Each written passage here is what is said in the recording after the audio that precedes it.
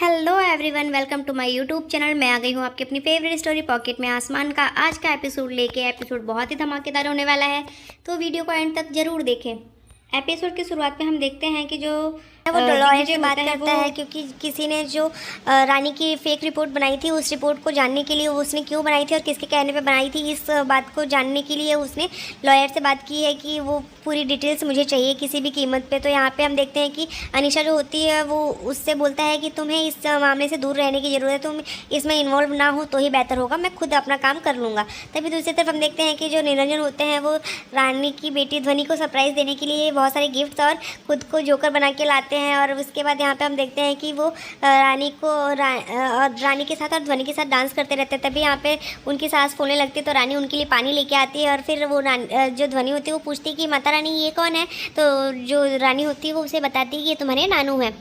तो ध्वनि जो होती है वो पूछती है, बट माता रानी ये अभी तक कहाँ थे, इतने दिनों के बाद ये मुझसे मिलने आए। तो ये वो बोलती है कि ये यहाँ पे थे ना, तुम्हारे लिए टॉयस ले रहे थे, इस वजह से ये तुमसे मिलने नहीं आ पाए, तो आज आए हैं तो तुम्हारे लिए बहुत सारे टॉयस लेके आए। तभी हम देखते हैं कि निरंजन की सांस फूलने लगती है। तो ध्वनि जो होती है वो उसको बोलती है कि क्या हुआ आपको नानू। तभी वो रानी जाके उसके लिए पानी लेके आती है। तो वो पूछती है कि माता रानी ये हम हमारे साथ रहेंगे क्या।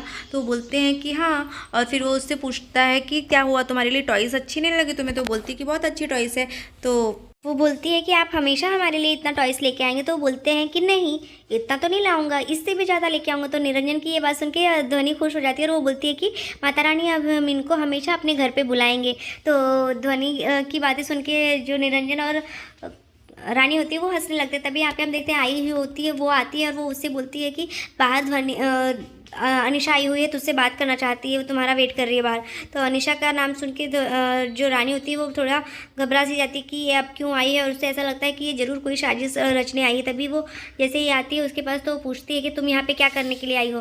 तो रानी को वो बोलती है कि बस किसी काम से आई हो। तभी वो उसको एक ब्रीफकेस निकाल के दिखाती है जिसमें बहुत सारे पैसे होते लो हैं। और यहाँ से तुम खुद और अपनी बच्ची दोनों को यहाँ से लेके दिग्विजय की लाइफ से बहुत दूर चले जाओ। तो यहाँ पे रानी जो होती है वो बोलती है कि मैं नहीं जाऊँगी, और तुम्हें इतनी क्यों पड़ी है मेरे यहाँ से जाने के लिए। तो वो बोलती है कि तुम पैसे के लिए ही तो आई हो ना यहाँ पे। तो बोलती है कि तुम्हारी गलतफहमी तुम अपने पास ही रखो, लेकिन मैं यहाँ से नहीं जाने वाली हूँ। तभी यहाँ पे हम देखते हैं कि रानी की ये बात सुन के अनिशा जो होती है वो शॉक रह जाती है और उसे ऐसा लगता है कि अब क्या होगा, ये तो मेरी बात नहीं मानी। और फिर वो उसे बोलती है कि तुम्हें तो पता ही है कि दिग्विजय ने किसे चुना था 5 साल पहले। तो वो बोलती है कि मुझे वो सबसे कोई मतलब नहीं है, मैं आप दोनों की लाइफ में नहीं आ रही हूँ, लेकिन आप मेरी और मेरी बेटी की लाइफ से भी दूर रहिए। और अगर मेरी बच्ची की लाइफ में कोई भी इंटरफियर किया तो वो मुझसे बुरा कोई नहीं होगा। यहाँ पर हम देखते हैं कि अनिशा को बहुत तेज़ से इस तरीके से वो गुस्से में होकर रानी उसे जवाब देती है। तो अनिशा जो होती है थोड़ी डर सी जाती है, क्योंकि उसे ऐसा लगता है कि कहीं अनिशा की बात जो है वो रानी दिग्विजय को ना बता दे। पर यहाँ पे हम देखते हैं कि अनिशा की इस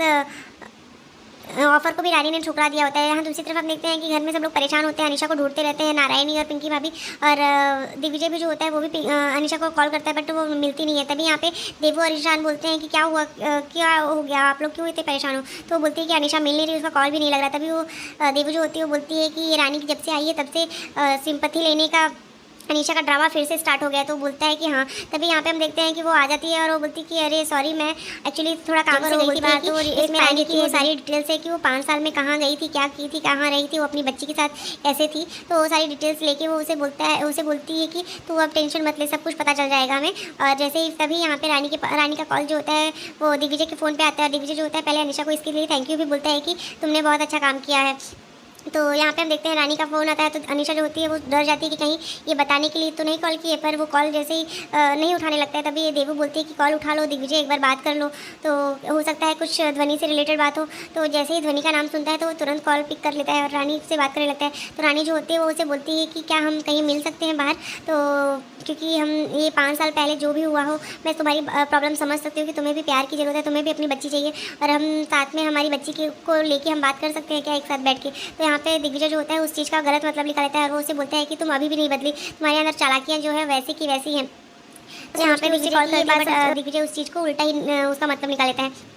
और रानी से मिलने के लिए मना कर देता है और वो बोलता है कि अब हम सीधे सिर्फ कोर्ट में मिलेंगे। इतना बोल के रानी से वो वहाँ से फ़ोन कट कर देता है। तभी यहाँ दूसरी तरफ हम देखते हैं कि इस बात से रानी को बहुत बुरा भी लगता है और वो सोचती है कि ये क्या हो गया। तभी यहाँ पे हम देखते हैं कि उसके गेट पे एक लॉयर आते हैं और लॉयर जैसे ही आते हैं तो रानी को और भी बहुत बड़ा शॉक लग जाता है कि अब क्या होगा, क्योंकि यहाँ पे जो लॉयर होते हैं वो उससे बोलते हैं कि आपके खिलाफ FIR किया गया है और आपके अगेंस्ट एक नोटिस आई है जिसमें आपकी बेटी की फुल कस्टडी जो है वो मिस्टर दिग्विजय गांधी के हाथ में जाएगी। और यहाँ पे ये सुन के रानी को बहुत बड़ा झटका लगता है और वो बहुत ही शॉक्ड में रह जाती है। कैसे अपनी बच्ची को बचाऊंगी। तभी यहाँ पे हम देखते हैं कि जो निरंजन होते हैं वो उसके पास आते हैं, वो उसे बोलते हैं कि क्या हुआ, और वो फिर ध्वनि को बोलती है आई कि अभी तक तो तुम्हें नानू नहीं खिलाया, अब मैं तुम्हें खाना खिलाती हूँ। तभी यहाँ पे हम देखते हैं कि जो निरंजन होते हैं वो पूछते हैं कि क्या हुआ बेटा। तभी वो बता देती है कि पापा ऐसा ऐसा है कि दिग्विजय जो है वो फुल कस्टडी मांग रहा है ध्वनि की, मैं अपनी बेटी के बिना कैसे रहूँगी। और यहाँ पे तभी हम देखते हैं कि ध्वनि जो होती है वो गर्म दूध में हाथ डाल देती है तो वो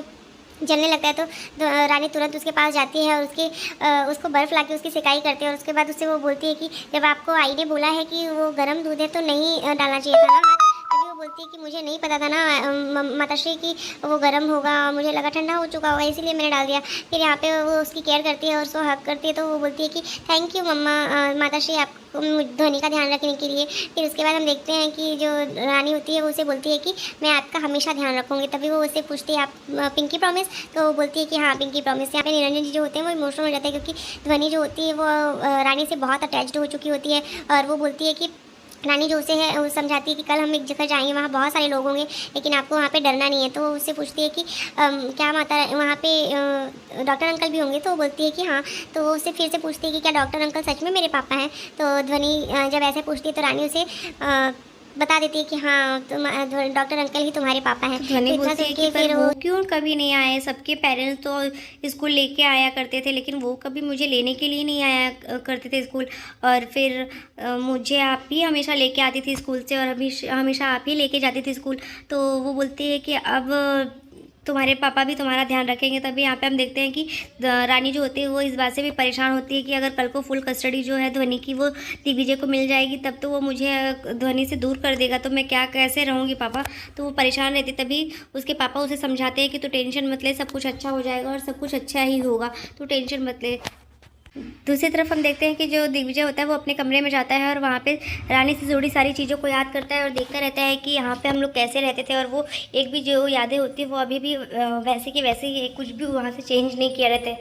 तो वो याद करके वो इमोशनल हो जाता है ध्वनि के साथ। तभी वो उसके उस मोमेंट को भी याद करता है जब वो उसके साथ गुस्से में बात करती थी कि आप बहुत ही गंदे अंकल हैं। तभी यहाँ ईशान आ जाता है और ईशान जो होता है वो बोलता है कि देख दिग्विजय तू ये इस तरीके से कोर्ट कचहरी करके इस को बात को बढ़ा के कुछ मतलब नहीं है, तू इस सब चीज़ों को शॉर्ट भी कर सकता है। रानी ने तुझे बोला ना कि तुझे उसे नहीं पता था कि तू अपनी बेटी को ढूंढ रहा है, उसे तो लगा कि उसे तो ये भी नहीं लगा कि पता था कि तू इस बात को सोच रहा था कि तेरी बेटी मरी हुई पैदा हुई थी, इसकी वजह से तूने ये सब नहीं किया था। लेकिन वो भी तो ये सब चीज़ें सोच रही होगी ना। तो वो बोलता है कि वो 5 साल तक मुझसे दूर रही, मेरी बेटी से मुझे दूर रखा, उसने हमेशा अपने पापा के टच में रही, तो वो एक चिट्ठी मुझे भी तो लिख के बोल सकती थी ना कि मेरी बेटी हुई है और वो कैसी है, मेरे बेटी के बारे में बता सकती थी। तो वो उस बात का मलाल दिल में लेके बैठा था और इतने दिनों से वो उस सारी बातों को याद कर रहा था। तभी यहाँ पर हम देखते हैं कि जो ईशान होता है वो उसे पूरी कोशिश करता है। तो वो बोलता है कि ईशान तू इस गौर से इस कमरे को देख, मैंने अभी भी कोई भी एक भी सामान रानी से जुड़ी हुई यादों को दूर नहीं किया है, हर उस चीज़ को संभाल के रखा है, ना ही दूर किया, ना ही उसने ऐसा करने दिया तो बात ही दूर, अब वो मेरी बेटी को भी मुझसे दूर रख रही है। तो फिर ये सारी चीज़ों की वजह से उसके अंदर भी मिसअंडरस्टैंडिंग बहुत बढ़ गई थी।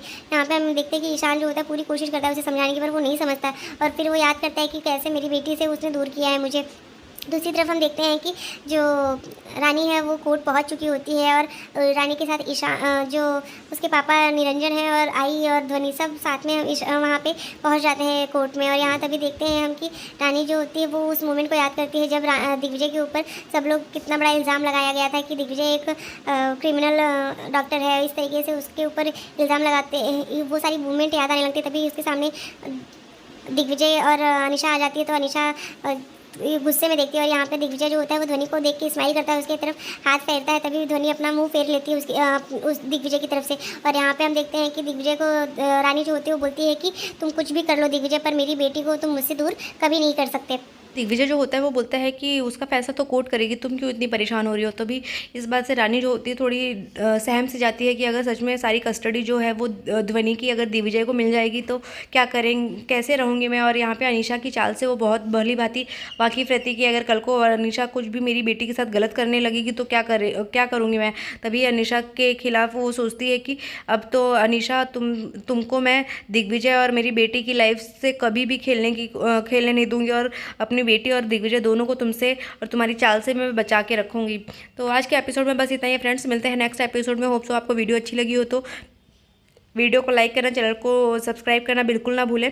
अगर ऐसे ही लेटेस्ट अपडेट के लिए आप हमें कमेंट सेक्शन में कमेंट कर सकते हैं, और जो भी आपका फेवरेट सीरियल है आप उसको मेंशन कर दीजिए। मैं आपको उसके रिव्यूज़ जितनी जल्दी होंगे मैं आपको पोस्ट कर दूँगी। Thank you so much. Radhe Radhe.